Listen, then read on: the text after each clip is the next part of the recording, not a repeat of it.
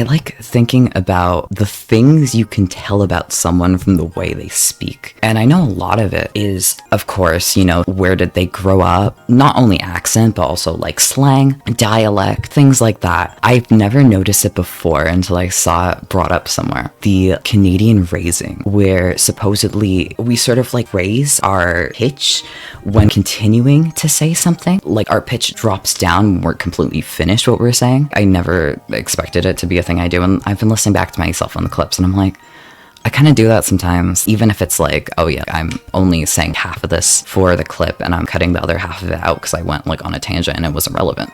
You can really tell if you actually listen pretty closely, because it's like, the tone though, that's not at all matching. The tone is a little bit, I'm not aware of it while I'm speaking, it's just sort of like in retrospect, and I really wonder how much of what I'm saying really conveys that.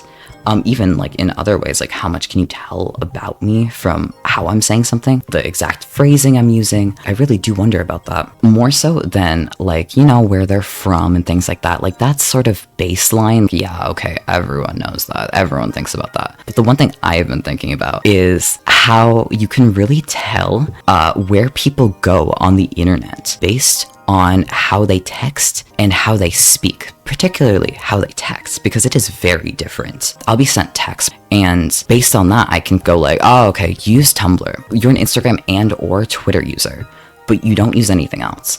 And you can tell that sort of thing based on how they're texting you. On one hand, it's crazy. On the other hand, it's super cool how if you're in this environment long enough, you start to gain your own phrases. You pick up different things depending on where you are. I think probably one of the most interesting examples of this, even past the social media thing, are specific communities and how they're formed. And there's a lot of jargon that goes on in any community, of course.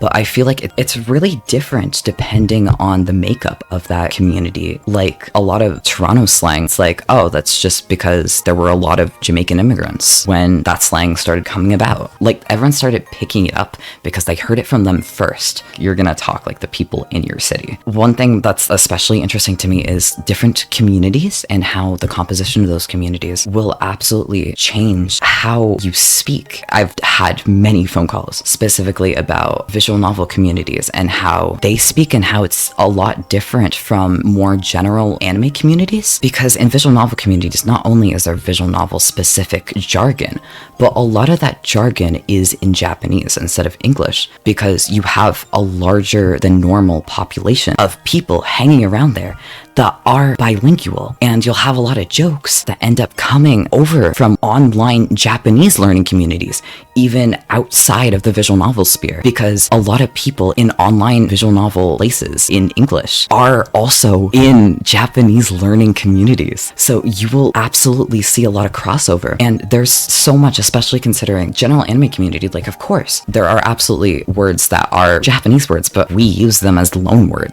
even though the general public doesn't. Like if you are in anime community, there's a lot you'll use as loan words, but like visual novel community, you'll have things like kamige, godly game, like kamige, and game of the year, greatest of all time, game of the year sort of thing. I feel like the more Japanese your English speaking community is, the further you will go to kamige. The more English speaking they are, like you do not have any Japanese speakers in this community, or like you very little, you'll get more game of the year. And it's just so interesting the sort of differences you'll see with that. Like they're both gaming communities, but you have completely different language based on the makeup of those communities. I don't know, it's been it's been something I've been thinking about for a good while. Come hang out at twitch.tv/VictorMoonlit. I hope to see you there.